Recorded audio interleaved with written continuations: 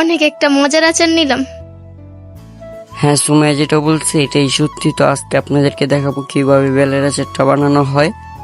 So আপনারা দেখবেন, আর অবশ্যই আমাদেরকে লাইক কমেন্ট, আমার চ্যানেল নতুন তো সবাই আমাকে সাবস্ক্রাইব করবেন। তো আসেন দেখি কিভাবে বেলের আচারটা বানাইতেছে। ভাই যখন বানাইতেছিল আমার জিহ্বাটা টলবল টলবল করতেছিল। আর আচারটা বানানোর পরে কি একটা লুক হয় সেটাও আপনারা দেখবেন।